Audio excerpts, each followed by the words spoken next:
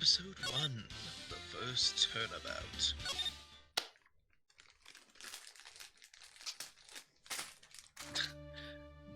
The keep outside noise out of it, by the way. I know, I wanted to grab one real quick. So hot.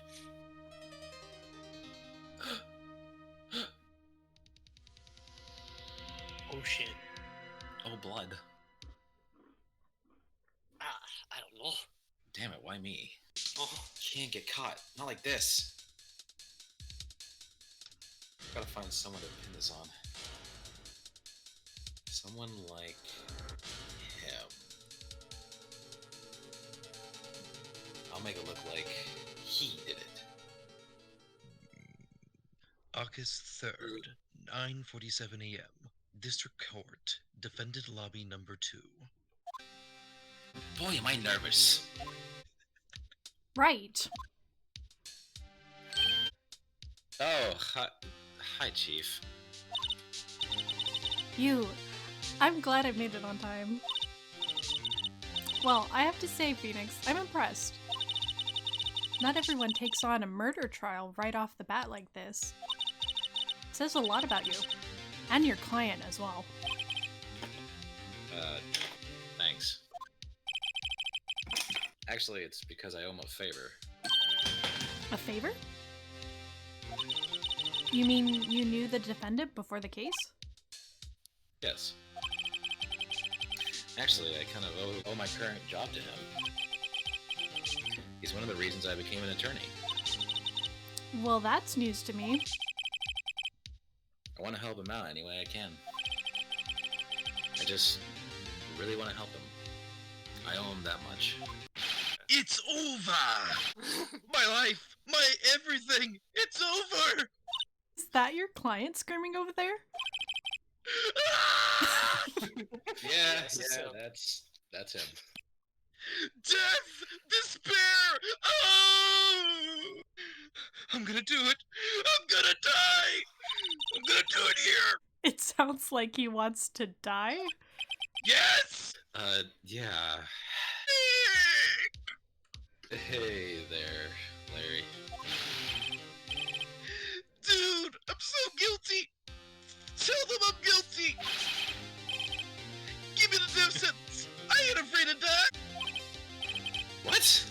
What's wrong, Larry? Oh, it's all over! I'm finished, man! Finished! I can't live in a world without her! I just can't! Who took her away from me, Nick? Who did this? Ah, Nick, you gotta tell me! Who took my baby away? Person responsible for your girlfriend's death? The newspapers say it was you. My name is Phoenix Wright. Here's the story. My first case is a fairly simple one. A young woman was killed in her apartment. The guy they arrested was the unlikely sap dating her. Larry Butts. My best friend since grade school. Our school had a saying, when something smells, it's usually the Butts. For the 23 years I've known him, it's usually been true.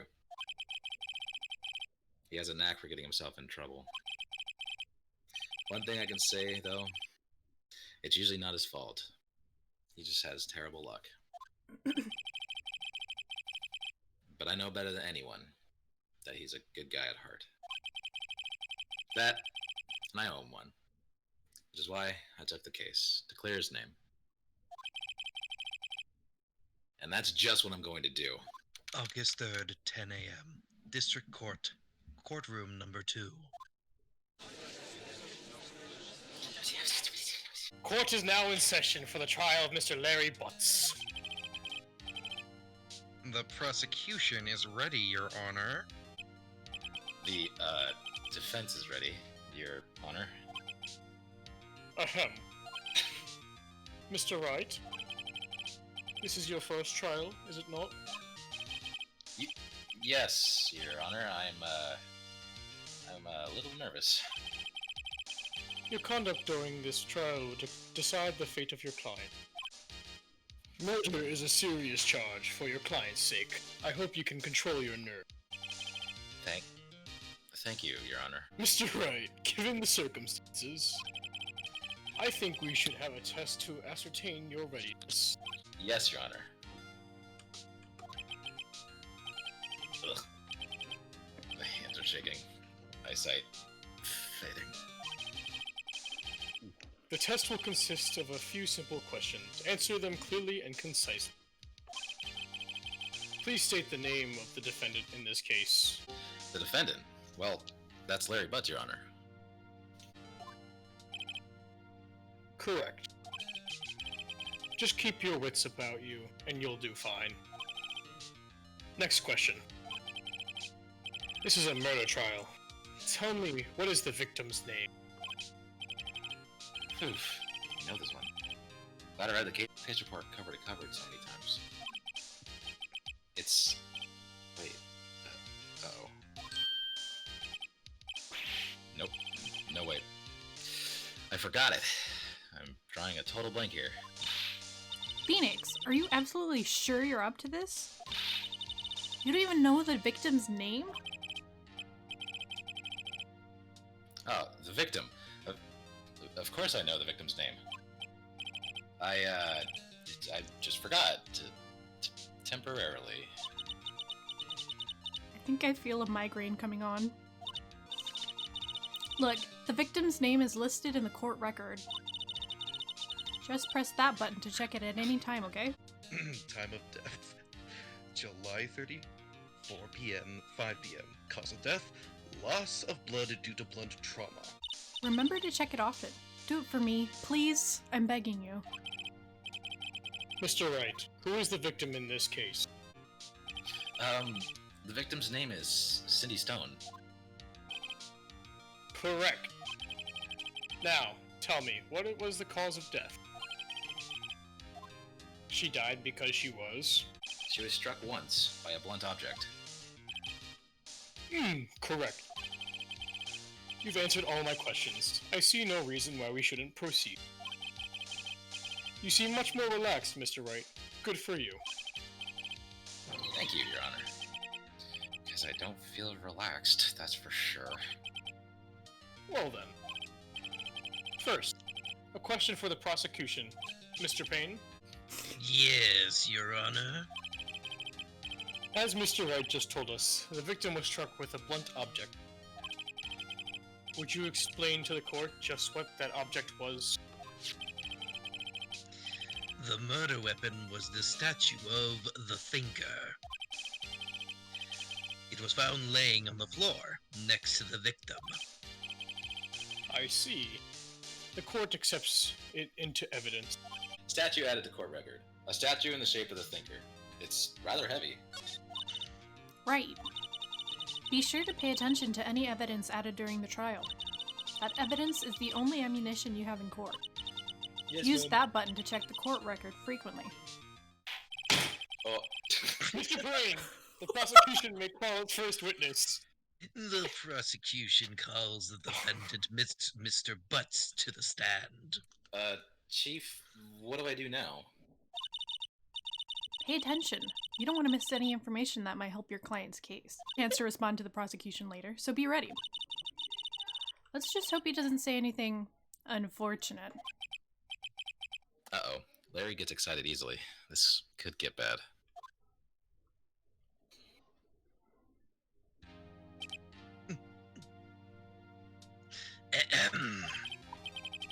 Mr. Butts, is it not true that the victim had recently dumped you? Hey! Watch it, buddy! We were getting together! We were Romeo and Juliet! Cleopatra and Mark Anthony!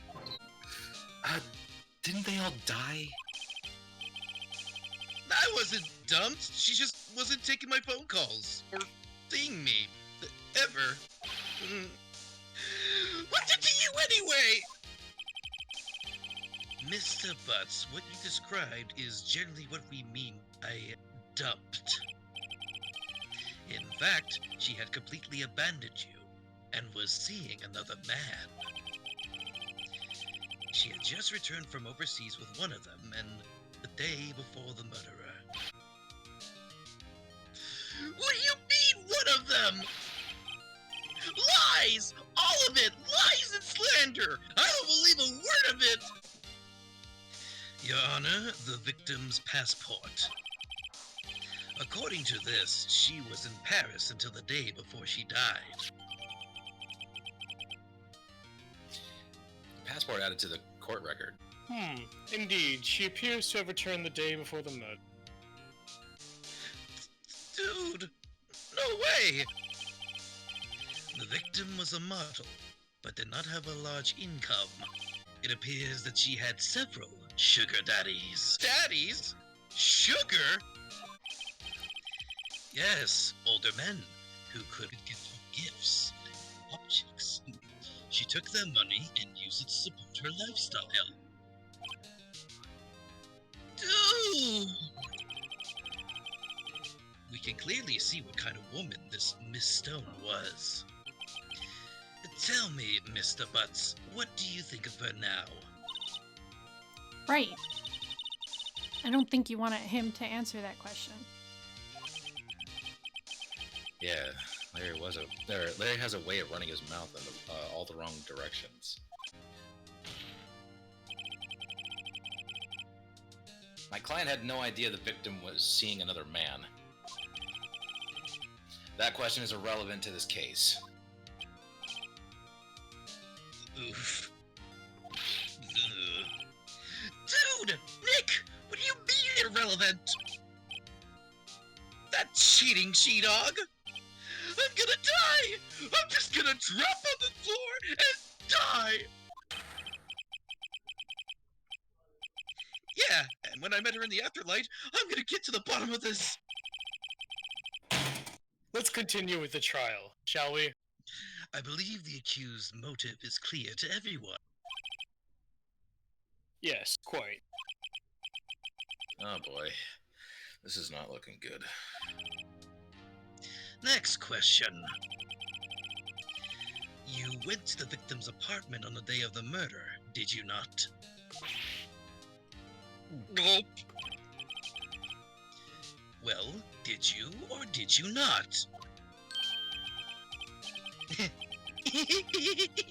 Well, maybe I did, maybe I didn't. What's it to you? He went. What do I do? I know. I'll send him a signal. Tell the truth. Yeah, I was there. I went. Order! Well, Mr. Butts? Dude, chill. Twitch. She was home, man. So, like, I didn't see her. Your Honor, the defendant is lying. Lying? The prosecution would like to call a witness who can prove Mr. Butts is lying. Well, that simplifies matters. Who is your witness? The man who found the victim's body. Just before making the gruesome discovery. He saw the defendant fleeing the scene of the crime.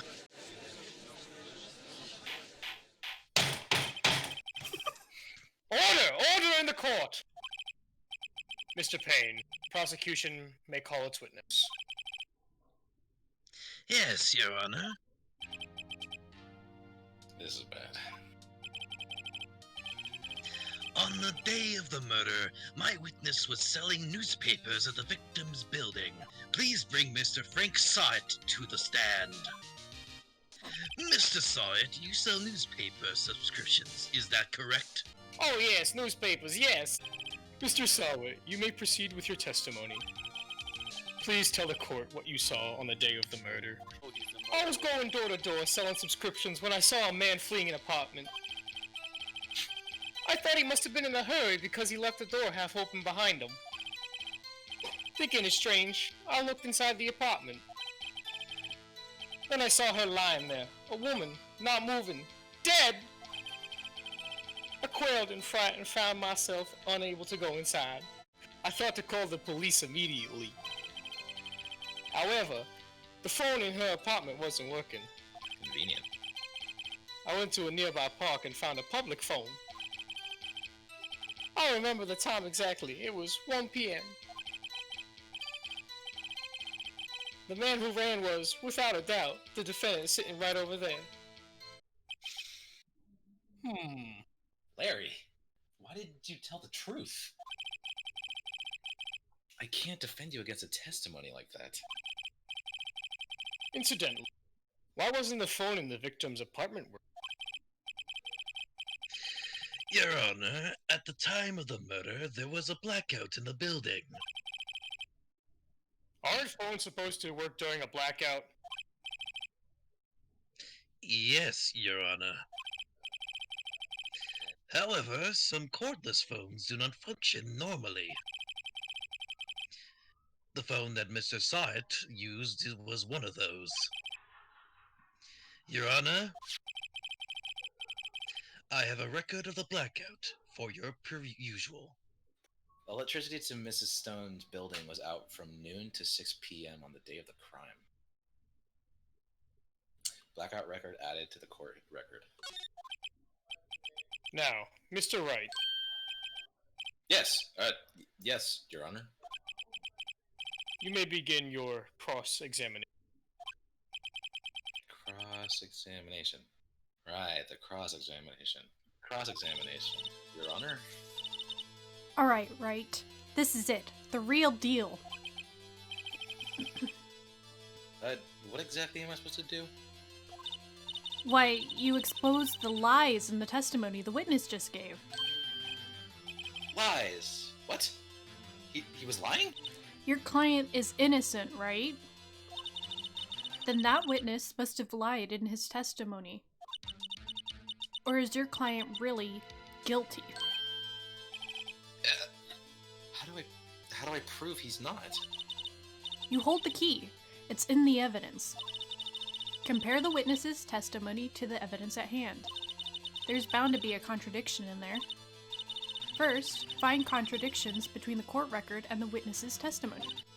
Then, once you've found the contradicting evidence, present it and rub it in the witness's face. Okay. Open the court record with that button, then point out contradictions in the testimony.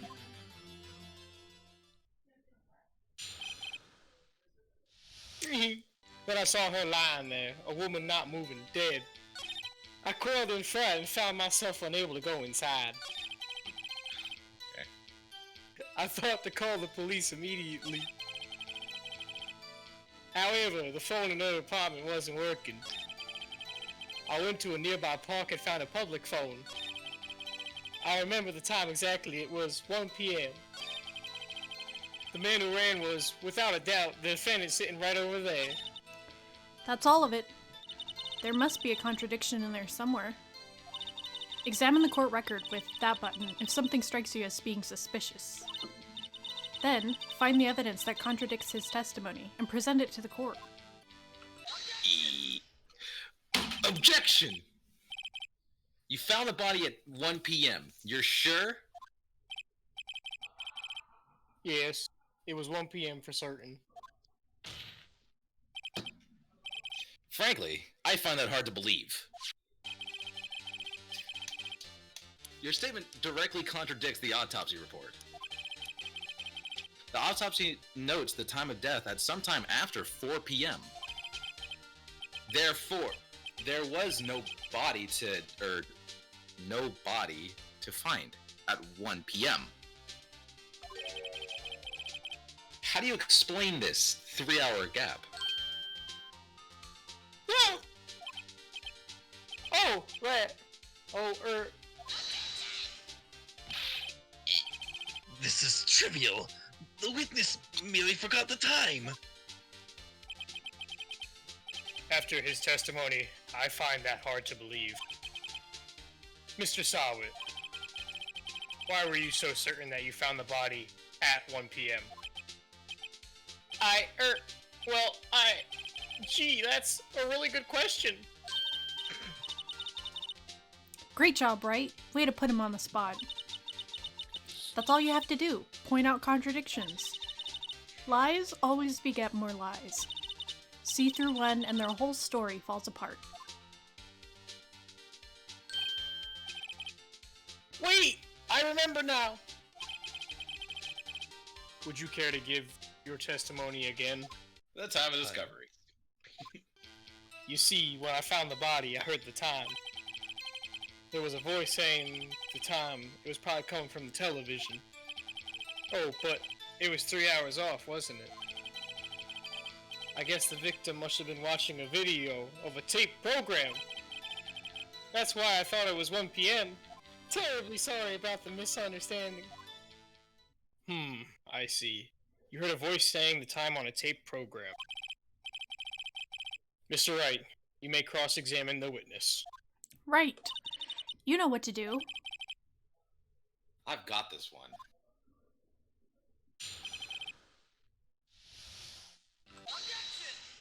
Objection! Hold it right there. The prosecution has said there was a blackout at the time of the discovery.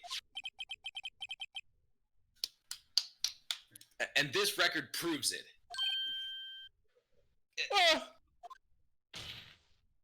You couldn't have heard a television or a video.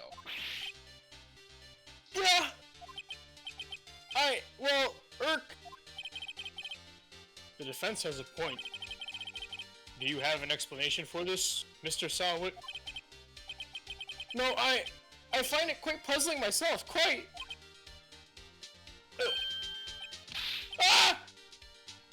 Wait, I remember now! Mr. Sawit, the court would prefer to hear an accurate testimony from the very beginning. These constant corrections are harming your credibility. That, and you seem rather distraught.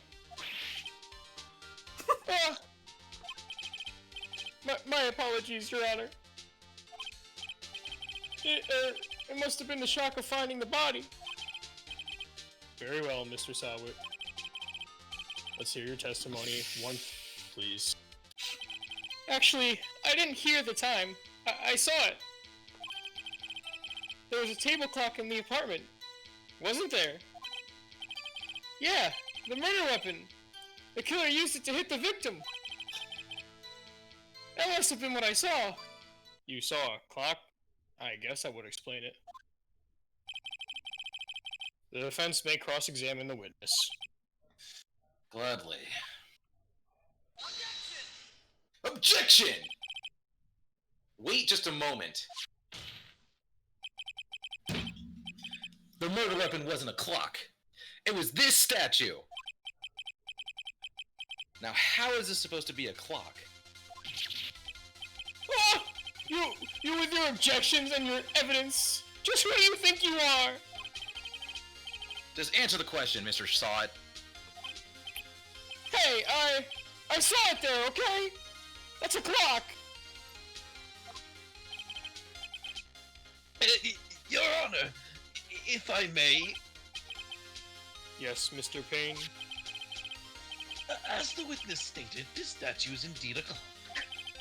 The neck is a switch. You just tilt it and it says the time out loud. As it doesn't look like a clock, I submit it as a statue. My apologies. I see. So, the murder weapon was a table clock after all. Well, Mr. Wright, it appears that the witness's testimony was correct. This is a clock. Do you have any problems with his testimony now? I guess not. There was a clock on the scene, so no problem. Right. Are you out of your mind? That clock doesn't look like a clock at all. The witness couldn't have possibly known it was a clock just by seeing it. He said himself he never entered the apartment. It was in his testimony. Hey, you're right. Is something the matter? Does the defense have anything to add? Yes. Yes, I do. The only way he could have known the weapon was a clock is to hold it in his hand.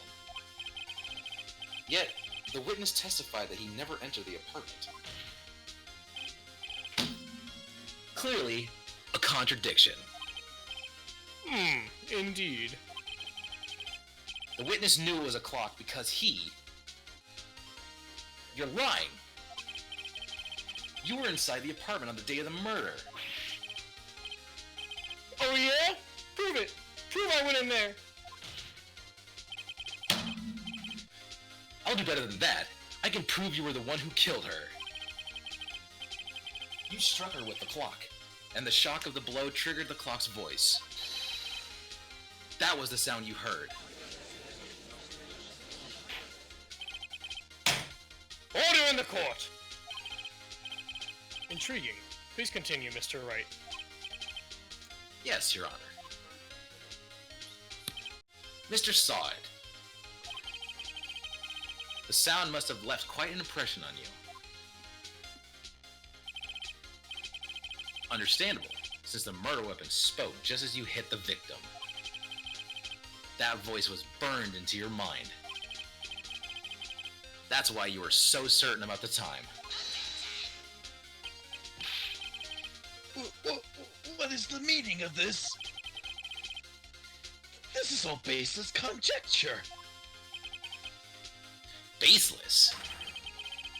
Just look at the witness's face!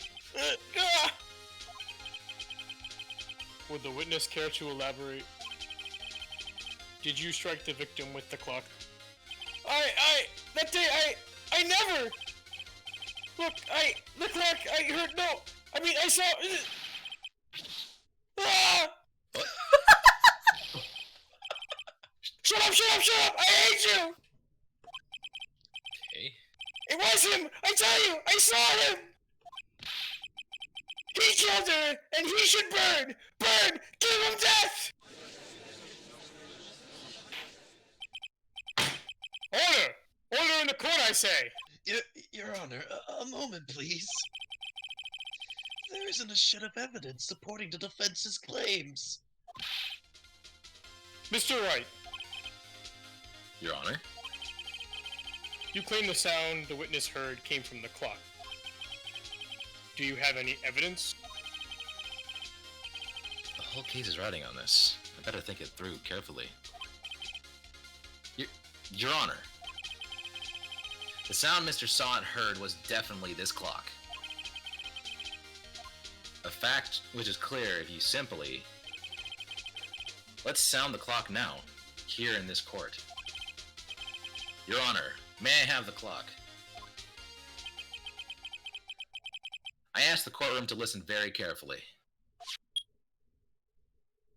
Beep.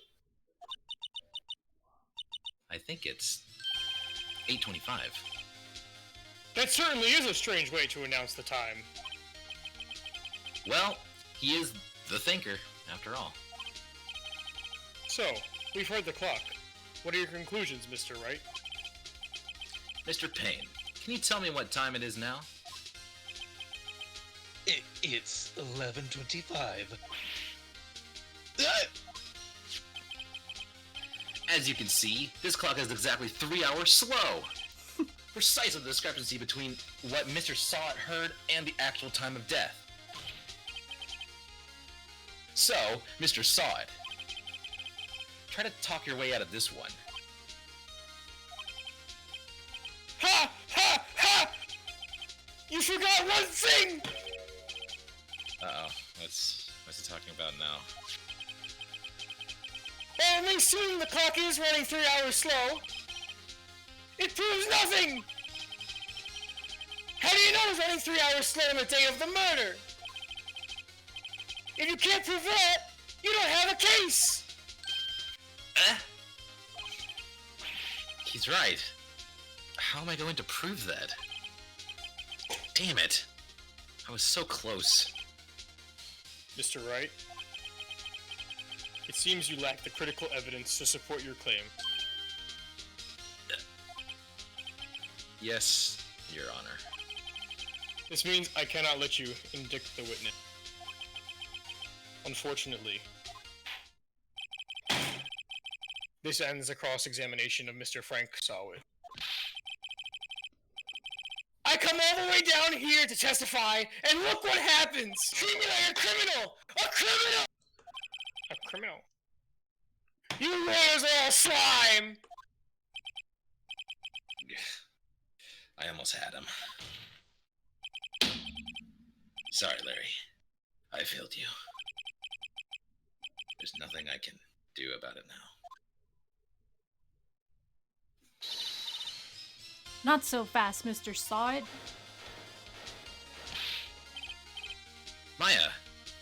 Chief! Listen up, Wright. Don't throw this one away. Not like this. Think! But Chief, it's over. I can't prove the clock was slow the day of the murder. Nobody can prove that. Well, yes. But that doesn't mean you can't still win. Try thinking out of the box. Don't waste time doubting the facts. Assume the clock was 3 hours slow and think through it. Ask yourself, why was the clock 3 hours slow? Figure out the reason, and you'll have your proof. Right? Right? Can you think of a reason as to why the clock would be 3 hours slow? Wait! Maybe I can prove it. You must have evidence somewhere that can prove it, right? Find it and let them have it. Well, Mr. Wright, you say the clock was already running slow on the day of the murder. Have you found any evidence to support this claim? Of course. There is a piece of evidence in the court record that can prove my claim beyond a doubt. Ha! Tough words! Let's see you pull this one off! Let's see the evidence proves why the clock was running. Take that! The victim had just returned home from abroad the day before the murder. As we all know, the time difference between here and Paris is 9 hours.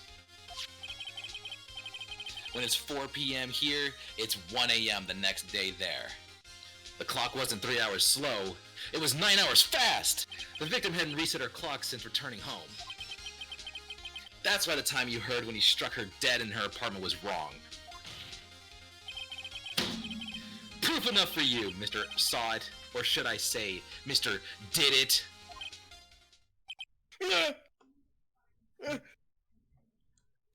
Oh God. Order! Order, I say! Well, this case has certainly turned out differently than we all expected. Mr. Payne, your witness? He was arrested and has been taken away, Your Honor. Also, the courtroom has been emptied. Very well. Mr. Wright, Yes, Your Honor. I have to say, I'm impressed. I don't think I've ever seen someone complete a defense so quickly. And find the true culprit at the same time. Thank you, Your Honor. At this point, this is only a formality, but this court finds the defendant, Mr. Larry Butts, Not guilty. Hey! a... Dab. So, I don't get to die? This court is adjourned. No! Kill me now! It turns out that Frank Saw was a common burglar. He posed as a newspaper salesman to check and see when people were at home. That day, when Larry went to her apartment, the victim wasn't home. After he left, Mr. Saw It let himself in to do his dirty work. While he was searching her place, the victim returned. Flustered, Mr. Saw It grabbed the nearest blunt object he could find.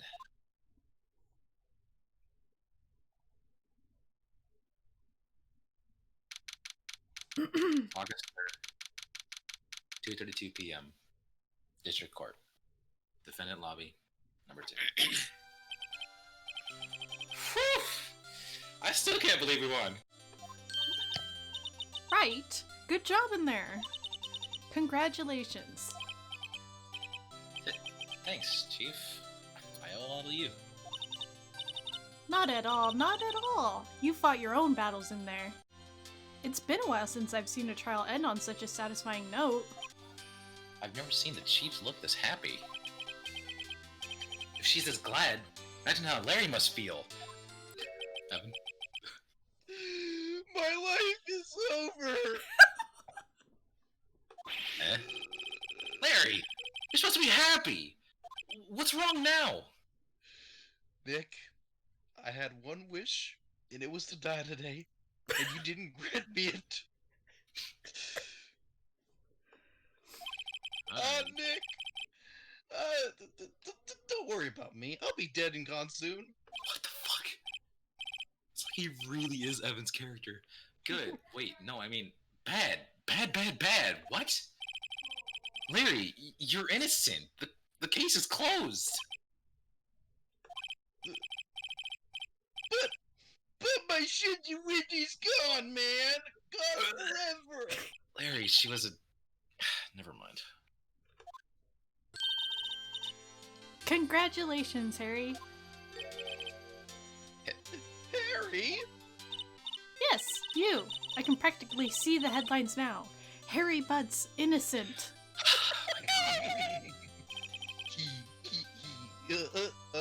Thanks. I really owe you one. I won't forget this ever. Let's celebrate. Dinner? Movie? My treat. Oh, no, I couldn't. Hey, I was the one who got you off the hook. Oh, hey. Here, take this. It's a present. Ah, gee, thanks. A present? For me? Wait, wasn't this the evidence that... Actually, I made this clock for her. I made one for her and one for me. Really? You made this? Ellipses.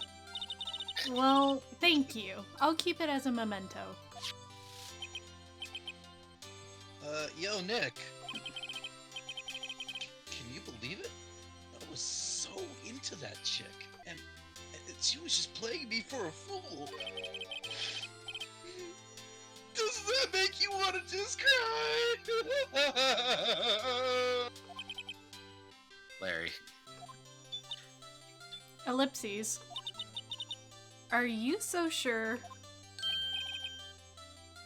Excuse me? I think she thought quite a lot of you, in her own way. Nah, you don't gotta sympathize with me. It's okay. Oh, I'm not just sympathizing, really. Isn't that right, Wright? Don't you have something to show your friend? Something that proves how she felt about him? Huh? Oh, yeah, right. What the heck is she talking about? Take that. Check this out, Larry. Proof positive you weren't just some chump to her.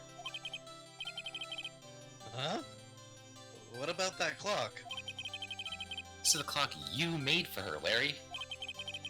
And she took it with her when she traveled. Whatever. She probably just needed a clock, that's all. You think so? It's a pretty heavy clock to take traveling. Well, make of it what you will. Hey, Nick. I'm glad I asked you to be my lawyer. Really, I am. Thanks. Hope that made him feel a little bit better. Right? I hope you see the importance of evidence now. Also, hopefully you realize things change depending on how you look at them. People too. You never really know if our clients are guilty or innocent. All we can do is believe in them. And in order to believe in them, you have to believe in yourself. Right? Listen, learn, grow strong. Never let go of what you believe in. Never. Well, I think our work here is done. Shall we be off? Yeah, I guess so. Say, how about dinner? On me? We'll drink a toast to innocent butts. Yeah! Oh, speaking of Harry, Bitch, you were saying part of why you became a lawyer was because of him? yeah, part of it at least. You'll have to tell me more about it sometime. Maybe over drinks? Hell yeah. And so, my first trial came to a close. Larry slapped me on the back and said, "Gee, Nick, it's good to have friends." But I'm pretty sure he's not going to pay us. Unless you count the clock he gave to Maya. Thanks, Nick. I didn't know it then. But that clock was soon going to be at the center of another incident. And my promise to tell the chief about me and Larry would be one promise that I wouldn't be able to keep.